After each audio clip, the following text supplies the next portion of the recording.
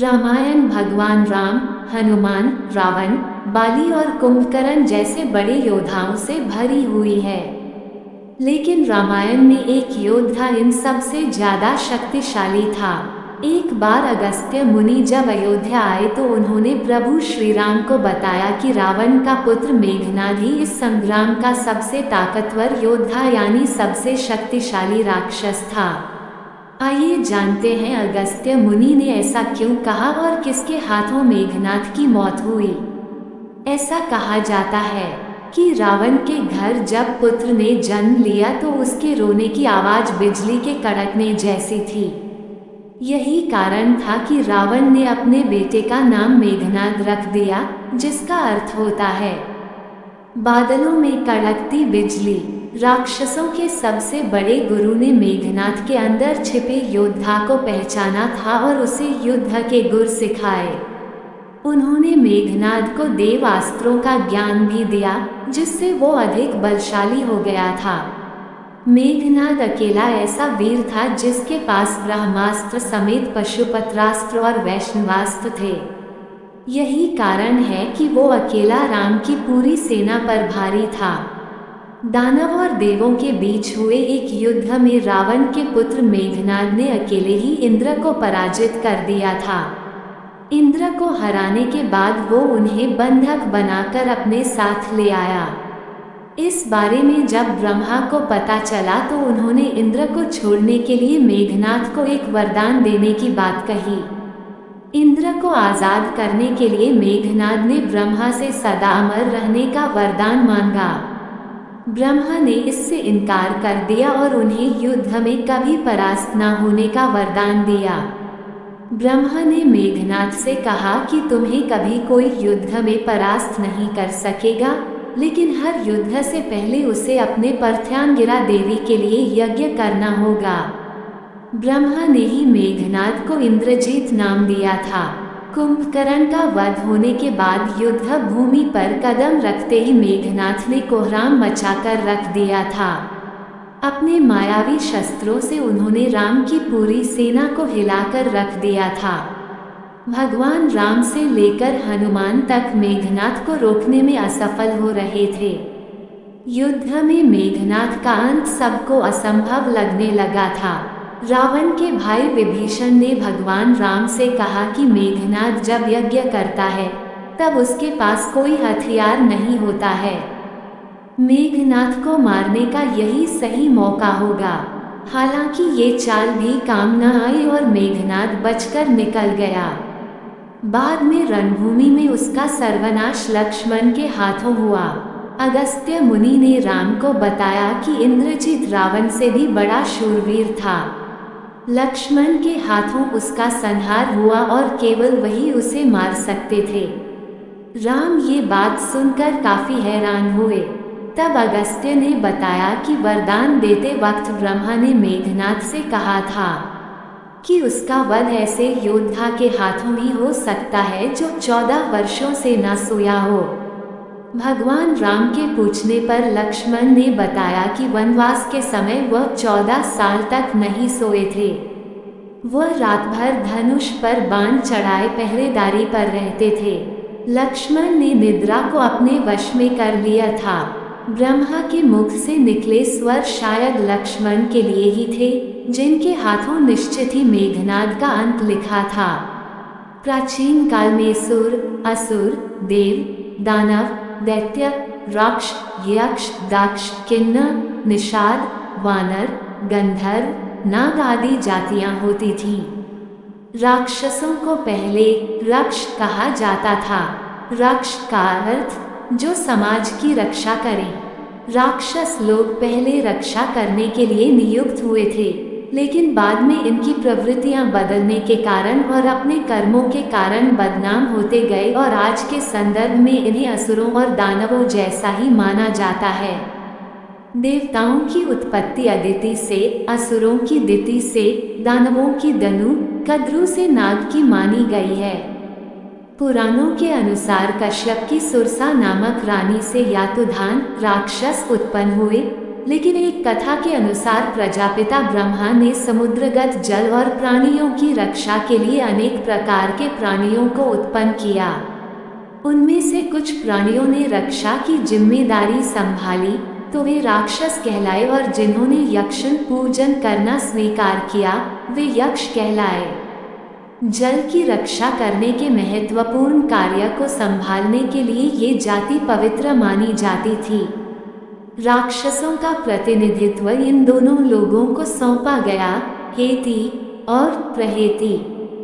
ये दोनों भाई थे। ये दोनों भी दैत्यों के प्रतिनिधि मधु और कैटब के समान ही बलशाली और पराक्रमी थे। प्रहेती धर्मात्मा था तो हेती को राजपाट और राजनीति में ज्यादा रुचि थी। रामायण काल में जहाँ विचित्र तरह के मानव और पशु पक्षी होते थे, वहीं उस काल में राक्षसों का आतंक बहुत ज्यादा बढ़ गया था। राक्षसों में मायावी शक्तियाँ होती थीं। वे अपनी शक्ति से देव और मानव को आतंकित करते रहते थे।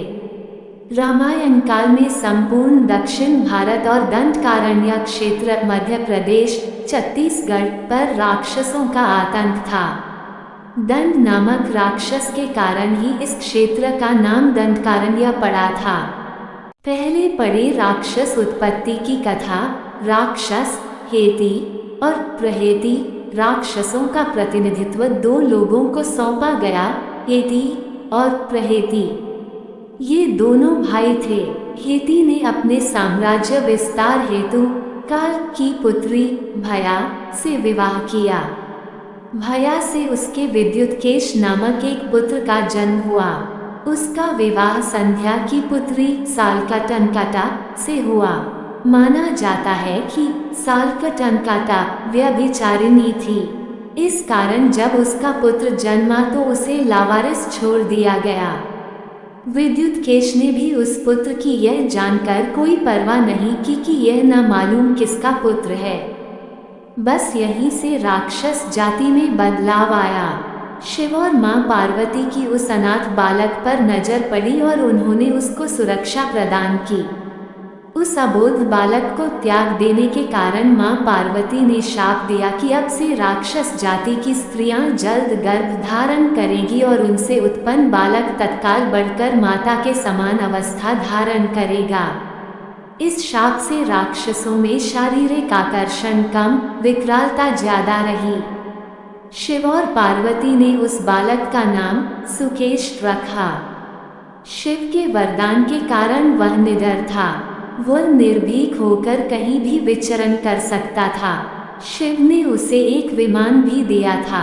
सुकेश के 3 पुत्र। सुकेश ने गंधर्व कन्या देवूति से विवाह किया। देवूति से सुकेश के 3 पुत्र हुए, 1 माल्यवान, 2 सुमाली और 3 माली। इन तीनों के कारण राक्षस जाति को विस्तार और प्रसिद्धि प्राप्त हुई। इन तीनों भाइयों ने शक्ति और ऐश्वर्य प्राप्त करने के लिए ब्रह्मा जी की घोर तपस्या की। ब्रह्मा जी ने इन्हें शत्रुओं पर विजय प्राप्त करने और तीनों भाइयों में एकता और प्रेम बना रहने का वरदान दिया। वरदान के प्रभाव से ये तीनों भाई अहंकारी हो गए। तीनों भाइयों ने मिलकर विश्वकर्मा से त्रिकूट पर्वत के निकट समुद्र तट पर लंका का निर्माण कराया और उसे अपने शासन का केंद्र बनाया। इस तरह उन्होंने राक्षसों को एकजुट कर राक्षसों का आधिपत्य स्थापित किया और उसे राक्षस जाति का केंद्र भी बनाया। लंका को उन्होंने धन और वैभव की धरती बनाया और यहाँ तीनों राक्षसों ने राक्षस संस्कृति के लिए विश्व विजय की कामना की। उनका अहंकार बढ़ता गया और उन्होंने यक्षों और देवताओं पर अत्याचार करना शुरू किया, जिससे संपूर्ण धरती पर आतंक का राज कायम हो गया। इन्हीं तीनों भाइयों के वंश में आगे चलकर राक्षस जाति का विकास हुआ।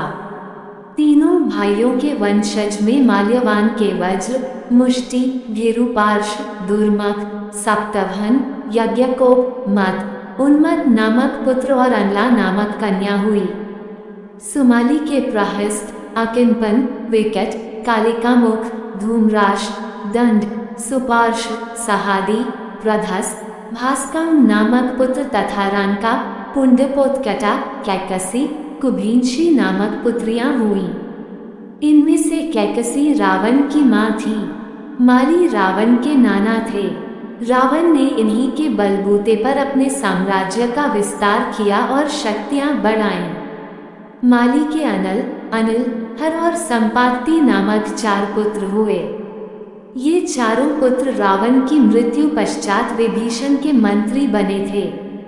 रावण राक्षस जाति का नहीं था, उसकी माता राक्षस जाति की थी, लेकिन उनके पिता यक्ष जाति के ब्राह्मण थे। राक्षस राज रावण। माली की पुत्री कैकसी रावण की माता थी। रावण का अपने नाना की ओर झुकाव ज्यादा था, इसलिए उसने देवों को छोड़कर राक्षसों की उन्नति के बारे में ज्यादा सोची। रावण एक कुशल राजनीतिज्ञ, सेनापति और वास्तुकला का मर्मज्ञ होने के साथ साथ ब्रह्मज्ञानी तथा बहुविद्याओं का जानकार था। राक्षसों के प्रति उसके लगाव के चलते उसे राक्षसों का मुखिया घोषित कर दिया गया था। रावण ने लंका को नए सिरे से बसाकर राक्षस जाति को एकजुट किया और फिर से राक्षस राज कायम किया। उसने लंका को कुबेर से छीना था। उसे मायावी इसलिए कहा जाता था कि वह इंद्रजाल, तंत्र, सम्मोहन और तरह तरह के जादू जानता था। उसके पास एक ऐसा विमान था जो अन्य किसी के पास नहीं था। इस सभी के कारण सभी उससे भयभीत रहते थे। पौराणिक मान्यता अनुसार एक शाप के चलते असुरराज विष्णु के पार्षद जय और विजय ने ही रावण और कुंभकर्ण के रूप में फिर से जन्म लेकर धरती पर अपना साम्राज्य स्थापित किया। द्वापर युग में यही दोनों शिशुपाल व दंतवक्त्र नाम के अनाचारी के रूप में पैदा हुए थे।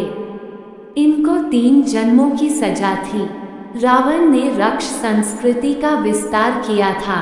रावण ने कुबेर से लंका और उनका विमान छीना। रावण ने राम की सीता का हरण किया और अभिमानी रावण ने शिव का अपमान किया था।